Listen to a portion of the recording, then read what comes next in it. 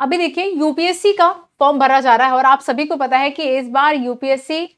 Prelims के लिए जो फॉर्म भर रहा है वो कितना डिफिकल्ट कर दिया। पहले जहां 2 पार्ट में होता था अब 4 पार्ट में कर दिया। जो मेंस के समय डेफ और बाकी इंफॉर्मेशन ली जाती थी वो अभी ली जाने लगी। तो यहाँ पर बच्चों यूपीएससी ने एक नोटिफिकेशन जारी किया कि ऐसे स्टूडेंट जिनका ओटीआर या फिर किसी भी तरह की गलती हो गई है उसको सुधारने के लिए कुछ इंस्ट्रक्शंस दिए हैं। आइए जानते हैं कि बेसिकली यूपीएससी ने जो आपका प्रीलिम्स एग्जाम है 2025 उसके लिए क्या इंपॉर्टेंट नोटिस दिया है। सबसे पहले उन्होंने ये कहा है कि देखो बहुत सारी ऐसी डिफिकल्टीज है, बहुत सारी ऐसी क्वेरीज है जो कि कमीशन के सामने भी जा रही है कि यूपीएससी का फॉर्म फिलअप करने में सीरियसली आधा और 1 घंटा लग जा रहा है। तो ये जो प्रोसेस बच्चे टफ हो गई ना 2025 के लिए, स्पेशली अगर हम ओटीआर की बात करें कि वन टाइम जो आपका रजिस्ट्रेशन की अगर हम बात करें तो उसमें जो भी इंफॉर्मेशन से पहले ही बात हुई थी बड़ी केयरफुली उसको भरना है, लेकिन फिर भी क्या करें, कुछ गलतियां हमसे हो गई। अब उस गलतियों को कैसे सुधारना है, तो यहाँ पे यूपीएससी ने अभी कुछ नोटिफिकेशन जारी किया करके कहा कि आप क्या क्या चीजें जो है वह रेक्टिफाई कर सकते हो और किसको रेक्टिफाई नहीं कर सकते हो। तो पहले उन्होंने बताया कि जो कुछ एंट्रीज ऐसी हैं,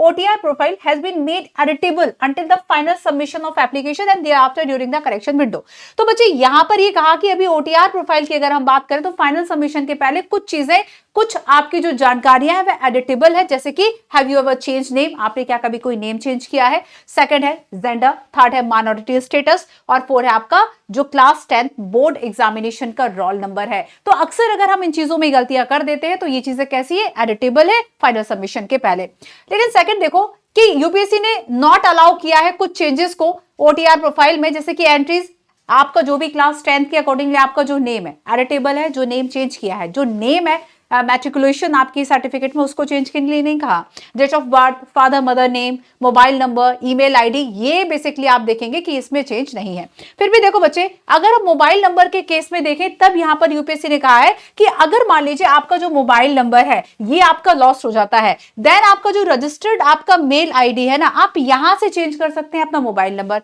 दूसरी बात यहां पे ये कही कि अगर आपका जो ईमेल आईडी है बेसिकली मान लीजिए ये जो है वह किसी तरीके से अगर आपका लॉस हो जाए तो आपके पास जो मोबाइल नंबर है उससे आपको इसका जो एक्सेस और बाकी इंफॉर्मेशन जो है वह मिल जाएगी। इसके अलावा ये भी यूपीएससी ने कहा कि बेसिकली अगर मोबाइल नंबर या रजिस्टर्ड आपका जो भी मेल आईडी है अगर दोनों में ही किसी तरह का प्रॉब्लम आ गई, दोनों को ही आप एक्सेस नहीं ले पा रहे, तब ऐसे में यूपीएससी के लिए जो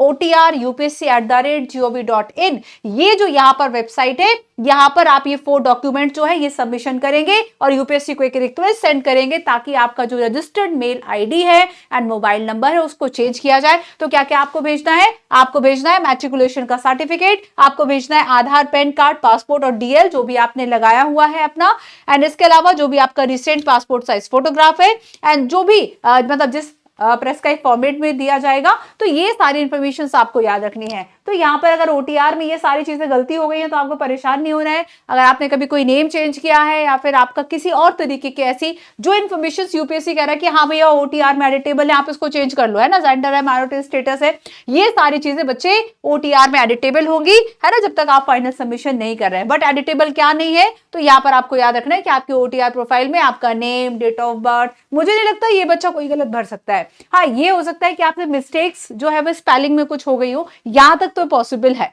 तो मुझे लगता है बच्चों आपने यूपीएससी की प्रिपरेशन को शुरू कर दिया होगा, स्पेशली पीटी फोकस्ड होके, क्योंकि जब तक आपका ये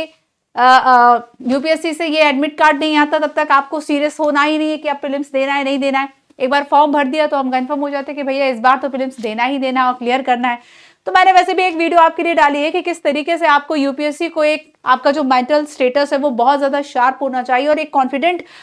की तरह आपको देना है कि हाँ मेरा जो प्रीलिम्स है वह हो सकता है। सो अच्छे से प्रिपरेशन कीजिए बच्चों, आपके पास इनफ टाइम है, रिवीजन कीजिए, मॉक टेस्ट लगाइए, जो अपनी गलतियां हैं वह सॉल्व कीजिए। बाकी आपके लिए यूपीएससी प्रीलिम्स 2025 के लिए बच्चों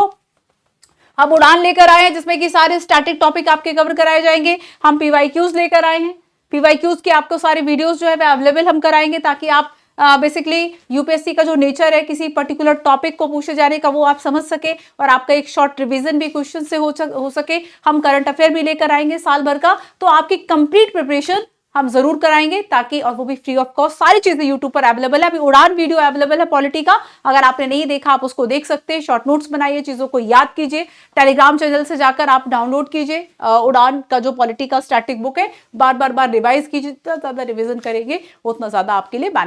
बेनिफिट रहेगा। कोई अगर क्वेश्चन है बच्चों तो कमेंट बॉक्स में पूछ लीजिएगा। Thank you.